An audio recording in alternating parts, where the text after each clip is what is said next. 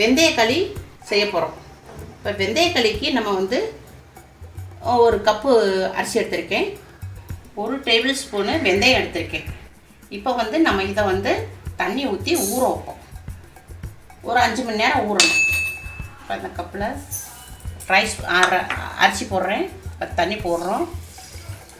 இப்போ இந்த இதில் தண்ணியும் ஊற வச்சுக்கணும். ஒரு 5 மணி நேரம் ஊற வச்சுக்கணும். 5 மணி நேரம் ஊற வச்சுட்டு நான் உங்களுக்கு காமிக்கிறேன்.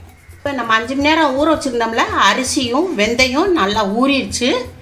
இப்போ நம்ம ஊறின நீங்கள் என்ன செய்கிறீங்கன்னா, நைட்டே கூட இதை ஊற வச்சுருங்க. நைட்டு ஊற வச்சுட்டு காலையில் ஒரு நீங்கள் டிஃபன் செய்கிற மாதிரி அதை கிண்டினோம்னா ஈஸியாக இருக்கும்.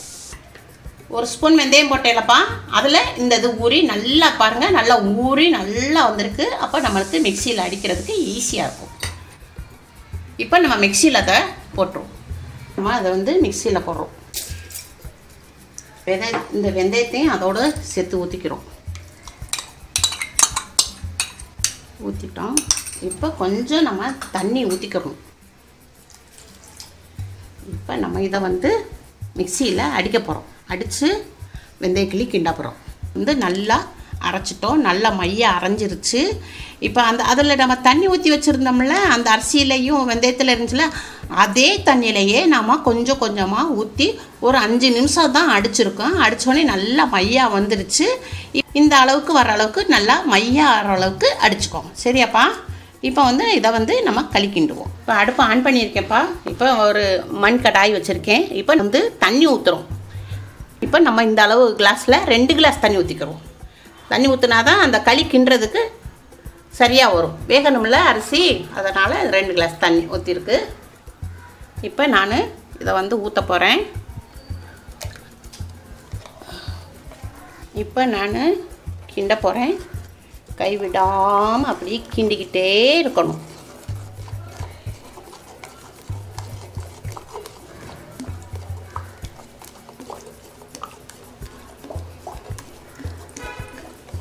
கைவிடாமல் கிண்டிக்கிட்டே இருந்தால் தான் நம்மளுக்கு அது வந்து கட்டி சேராமல் இருக்கும். இல்லாட்டா கட்டி சேர்ந்துக்கிறோம்.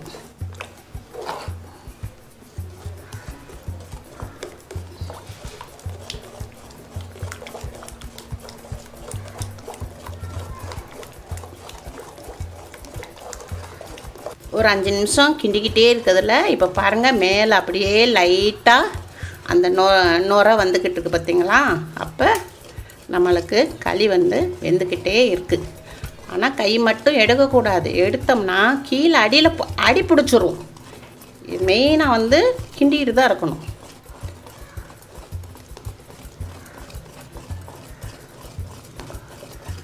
கிண்டிக்கிட்டே இருக்கணும். பார்த்தீங்களா, எல்லாம் ஒன்று சேர்ந்து வந்துருச்சு பார்த்தீங்களா? பக்கம் அந்த கட்டி மட்டு ஒரு விட்டு கூட இல்லை. கேஸ் வந்து நான் ஃபில்லில் தான் வச்சுருக்கேன். இன்னும் ஸ்லோலாம் பண்ணலை. இன்னும் கொஞ்சம் கொதித்து வரட்டும். வந்த பிறகு நம்ம ஸ்லோ பண்ணிக்கிறோம். இப்போ நுரை கட்டி வருது பாருங்கள். இப்போ தான் நுரை கட்டி வருதுப்பா. பார்த்தீங்களா? இப்போ கொஞ்சம் கொஞ்சமாக நிறம் மாறுது பாருங்கள். இப்போ நம்ம கொஞ்சம் ஸ்லோ பண்ணிக்கிறோம். ஹையில் இருந்ததை கொஞ்சம் ஸ்லோ பண்ணிக்கிறோம். இதுக்கு தேவையான அளவு உப்பு போட்டுக்கிறோம். இப்போ அதையும் சேர்த்து கிண்டணும். உப்பு சேரணும்.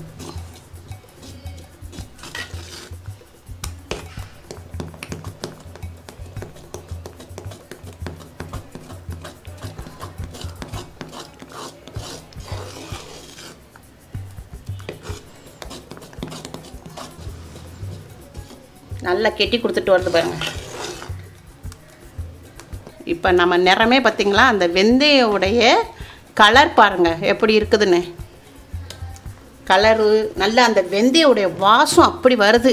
கிண்டமேதே எனக்கு வெந்தயோடைய வாசம் நல்லா வருது. பிராய்லர் கோழி, இப்போ முட்டை, இதெல்லாம் நம்ம சாப்பிட்டுக்கிட்டு இருக்கோம்ல, அப்போ அதில் வந்து நமக்கு வந்து உடம்புல வந்து ஹீட் ஏறிக்கிறது. இப்போ இப்படி வாரத்துக்கு ஒரு நாள் ஞாயிற்றுக்கிழமையும் அப்போ நம்ம இருக்கும்போது காலையில் எந்திரிச்சோடனே இதை கிண்டி வெறும் வயத்தில் நம்ம நல்லெண்ணெயும் சர்க்கரையும் கலந்து சாப்பிட்டா அவ்வளோ குளிர்ச்சியாக இருக்கும் உடம்பு. எங்கள் அம்மா எனக்கு கிண்டி தருவாங்க, நானும் என் பசங்களுக்கு கிண்டி தருவேன். அப்பா கண்ணெல்லாம் நம்ம தெரியும், நல்ல கண்ணெல்லாம் நல்ல குளுமையாக நல்ல அவ்வளோ ஒரு இதாக இருக்கும். நீங்களும் உங்கள் வீட்டில் செஞ்சு பார்த்து அம்மாவுக்கு லைக் பண்ணுங்கள். இது நமக்கு வெந்திருக்குன்னு எப்படி நம்ம கண்டுபிடிக்கிறதுனா, நம்ம என்ன செய்கிறோம்னா பச்சை தண்ணியில் ஒரு கிண்ணத்தில் பச்சை தண்ணியில் கையை முக்கி நம்ம இப்படி தொட்டு பார்க்கணும். பார்த்தீங்களா, ஒட்டல் இல்லையா, இது ஒட்டுல. அப்போ நம்மளுக்கு வெந்துருச்சு, களி ரெடி ஆயிடுச்சு. இது வெந்துருச்சுப்பா நல்லா. இப்போ நம்ம இதை ஸ்லோவில் வச்சுருந்த அடுப்பை ஆஃப் பண்ணிடுவோம். ஆஃப் பண்ணிவிட்டு இப்போ நம்ம சாப்பிடலாம். வாங்க சாப்பிடலாம். இப்போ நம்ம பிளேட்டில் மாற்ற போகிறோம்.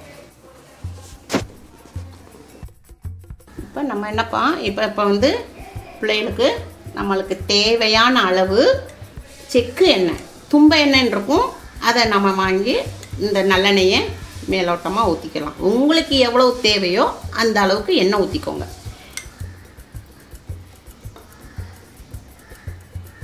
இப்போ நம்ம நாட்டு சக்கரை போட போகிறோம். அதுக்கு மேலே நாட்டு சக்கரை உங்களுக்கு தேவையான அளவுக்கு நாட்டு சக்கரை சேர்த்துக்கோங்க.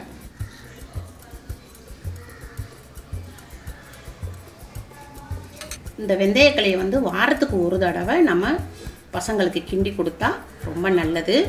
ஏன்னா பிள்ளைய ஆஃபீஸில் உட்காந்தே வேலை பார்க்குறாங்க, ஏசி ரூமில். அப்போ உட்காந்து வேலை பார்க்கும்போது அவங்களுக்கு ஹீட் அதிகமாகிடுது. அதனால் இந்த வெந்தயக்களியை நம்ம கிண்டி கொடுத்தோம்னா அவங்களுடைய சூடு தணிச்சிரும். அதனால் நீங்கள் பிள்ளைகளுக்கு கட்டாயமாக நீங்கள் இதை கிண்டி கொடுங்க. இப்போ நான் கிண்டின வெந்தயக்களியை என் பேரனுக்கு நான் கொடுக்குறேன்.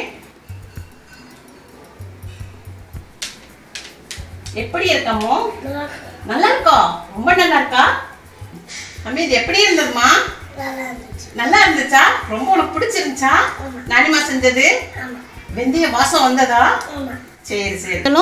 உங்கள் வீட்டில் செஞ்சு பார்த்து அம்மாவுக்கு லைக் பண்ணுங்கள், ஷேர் பண்ணுங்கள், சப்ஸ்கிரைப் பண்ணுங்கள்.